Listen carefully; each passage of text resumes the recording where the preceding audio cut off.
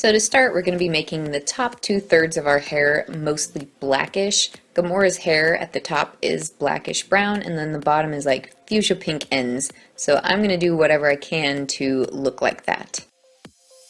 And then I'm going to be using a fuchsia eyeshadow from my Urban Decay electric palette to make the bottom portion of my hair, ombre fuchsia. A lot of people don't know this, but because the electric palette has pressed pigments, you can use it like hair chalk.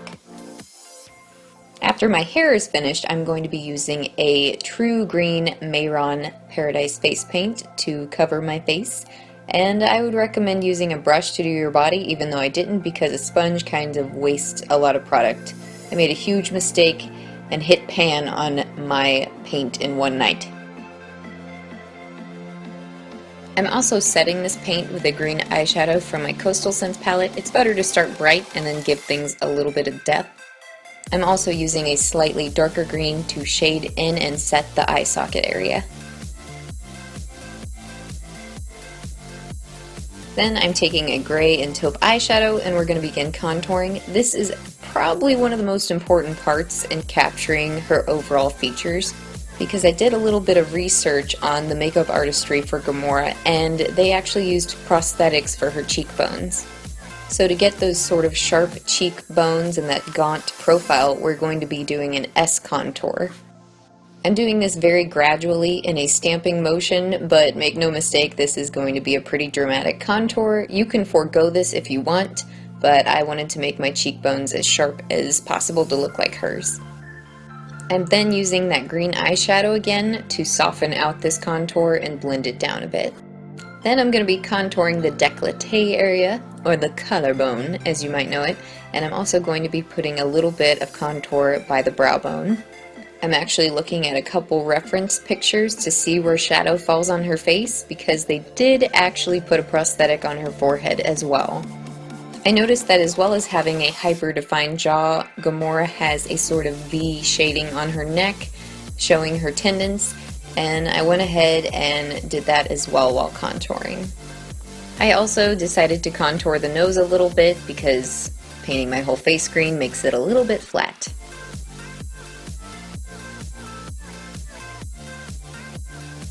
Then I'm going in with the Makeup Geek eyeshadow in the shade Vintage, and I'm going to begin to use this on our eyes. And I'm using my Sigma blending brush to deepen the area below the front of the eyebrow.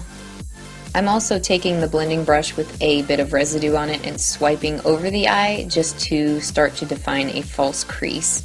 I'm also going in on the outer side of the eye to create some definition above the crease of my eye. We just want to make sure we have those big, beautiful 60s sleepy eyelids like she does. Then I'm taking the Makeup Geek eyeshadow in Cherry Cola and a smaller blending brush, and I'm going to do a little bit more precise definition.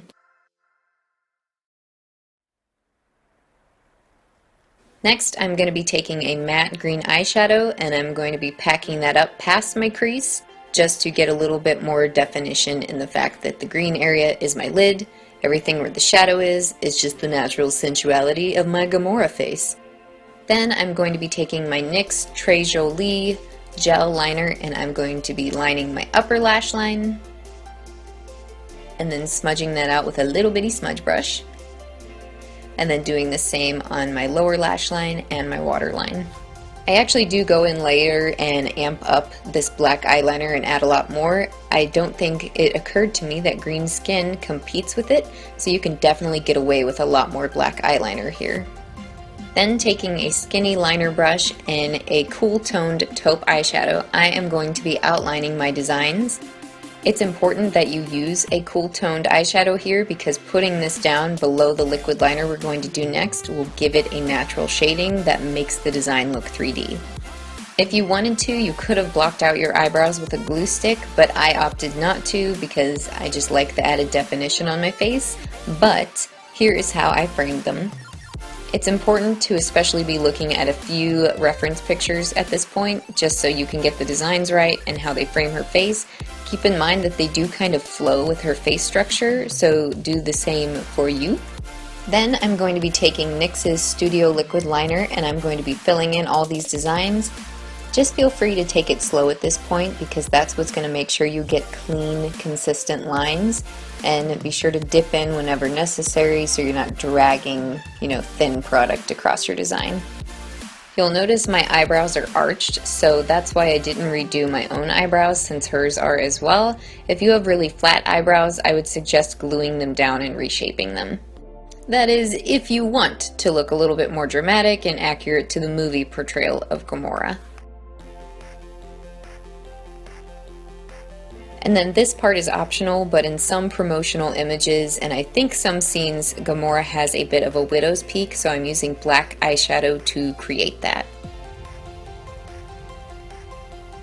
Then I'm going to be taking a black and green cream paint because I don't have a green lipstick, and I'm going to be filling in my lips. I also decided to do a very subtle ombre on the outer edge of the lips just to make them a little darker with black and give them more definition. Then I'm just setting that with translucent powder. Next, I'm using a Tightlining Mascara by IT Cosmetics. Then I'm applying some flared falsies because she is definitely wearing false eyelashes, actually more dramatic ones than I'm putting on in the movie. And these are by Kiss, but you could definitely even double stack them and be closer to accurate because hers are crazy snuffleupagus long. Then I took a plum and black eyeshadow and I'm adding a little bit more definition in our false crease with a very tiny tapered blending brush. And this really helps re-establish where my lid is. I also decided to contour just below the brow bone where my eyebrows meet because she has a sort of shadow there at all times, probably because the MAC makeup artist that worked on her did put a prosthetic on her brow bone. And here I don't show much of this on camera, but I just kind of made my shirt a different shape to imitate the one that she wears. I didn't include the little metal pieces that she has on it though, but I just wanted to have the same shaped shirt. And there you go. You are Gamora, the adopted daughter of Thanos, the last of her kind, dealing with some family issues right now, and hanging out with Chris Pratt. My lifelong dream. Just kidding. Anyhow, I hope you all liked this tutorial. I've been wanting to do more Marvel tutorials since you guys have requested it, so I thought I would start with this one. I hope this helps you all emulate her character if you are planning on cosplaying as her, and please let me know how it turns out if you use this tutorial. Thank you guys for watching, and I will talk to you later. Have a good one.